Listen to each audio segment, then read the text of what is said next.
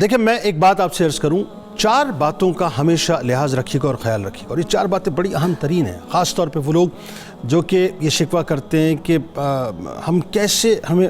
ترقی ملے گی، ہمارے پاس تو رزق کی بہت زیادہ کمی ہو گئی ہے، یا وہ بے اولاد لوگ جو کہ اولاد کے لیے تڑپتے رہتے ہیں، ترستے رہتے ہیں، اور پھر آ کے مایوسی کی کیفیت میں چلے جاتے ہیں اور مکمل طور پہ مایوس ہو جاتے ہیں، بلکہ یہاں تک ہوتا ہے کہ اولاد کے حصول کے لیے وہ پھر اپنے معاملات کو یکسر مختلف کر لیا کرتے ہیں کہ جعلی عاملین کے پاس چلے جاتے ہیں، اپنا پیسہ خرچ کرتے ہیں، اپنی عزتیں جو ہے وہ ضائع کرتے ہیں، برباد کر دیتے ہیں، اپنے ایمان تک کو تباہ و برباد کر دیتے ہیں۔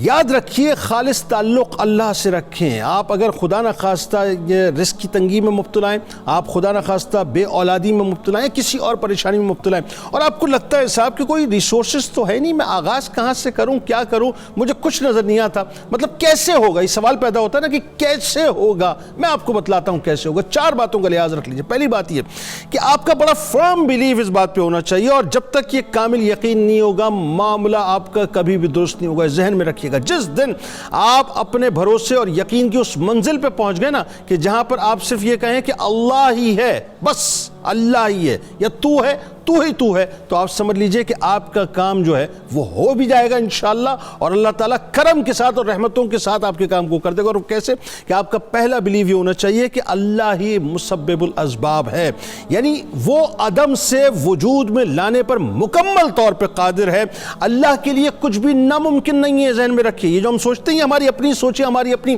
ایسٹیمیشنز ہوتی ہیں یا ہماری اسسمنٹ ہوتی ہے، چونکہ ہماری عقل محدود ہے، انسان ہے نا، تو ہم اپنی عقل کے بنیاد پہ اللہ کو دیکھ رہے ہوتے ہیں، اس کی قدرت کو دیکھ رہے ہوتے ہیں، لیکن ہمیں اپنی عقل سے ماورا ہو کے سوچنا چاہیے کہ اللہ تبارک و تعالیٰ وہ ہے جہاں ہماری عقل جا کر ختم ہوتی ہے، وہاں سے اللہ تبارک و تعالیٰ کی قدرت کا آغاز ہوتا ہے، اور ختم کہاں ہوتی ہے اس کے بارے میں آپ قیاس کر ہی نہیں سکتے، چاہے آپ کے پاس کتنا علم آ جائے۔ تو پہلی بات، اللہ مسبب الاسباب ہے، اللہ ہی اسباب کا پیدا کرنے والا ہے۔ وہ چاہے تو سب کچھ ہو، وہ نہ چاہے تو کچھ بھی نہ ہو۔ دنیا چاہے مل کر کہ آپ کو رزق دولت کی فراوانی دے دے، لیکن اگر اللہ نہ چاہے تو کچھ نہیں ہو سکتا، اور اگر اللہ چاہے کہ آپ کو نواز دے اور آپ بالکل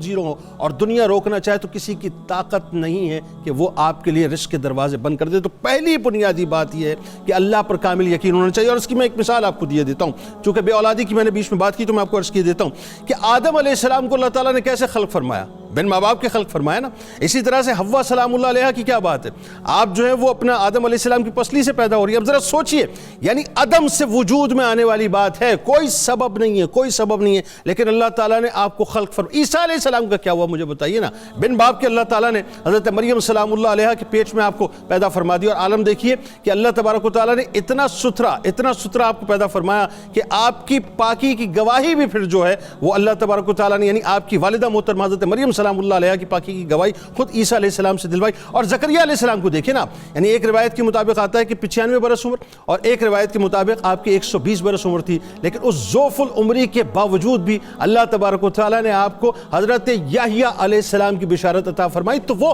عدم سے وجود میں لانے کا جو ہے یوں سمجھ لیجیے اس پر قدرت رکھتا ہے۔ یہ تو ہماری عقل ہے جو ہم سوچ رہے ہوتے ہیں، تعلق اللہ سے اس انداز سے جوڑیے جیسے جوڑنا چاہیے۔ دوسری بات، اللہ کی رحمت سے کبھی بھی مایوس نہیں ہونا چاہیے، کبھی بھی۔ لا تقنطوا من رحمت اللہ کی رحمت سے کبھی مایوس نہ ہو، اس کی رحمت کس وقت برس جائے ہمیں یہ معلوم نہیں۔ اور تیسری بنیادی بات یہ ہے، اس بات کو یعنی سوچ کو مستحکم کرنے کے لیے ہمیشہ اللہ کی بارگاہ سے جڑے رہنا چاہیے، اور دعاؤں کے سلسلے کو مضبوط انداز سے قائم کرنا چاہیے۔ اور دعا کیسے؟ جیسے سرکار نے فرمایا کہ غافل دل سے دعا مت کرو، یعنی دعا جو ہے وہ انتہائی حاضری اور انتہا درجے کی حضوری کے ساتھ ہونی چاہیے، اور اس تیقن کے ساتھ کہ میں مانگ رہا ہوں اور وہ مجھے عطا کر رہا۔ اور چوتھی بنیادی بات، جب دعا مانگ رہے ہوں تو یہ تصور ہونا چاہیے کہ اس کی رحمت چھما چھم برستی ہے اور برس رہی ہے، تو نتیجہ یہ نکلتا ہے اور یہ نکلے گا کہ اللہ کی رحمتیں برسیں گی، اور اللہ دعا کو قبولیت کے ایسے پر لگا دے گا کہ پھر رحمت کا می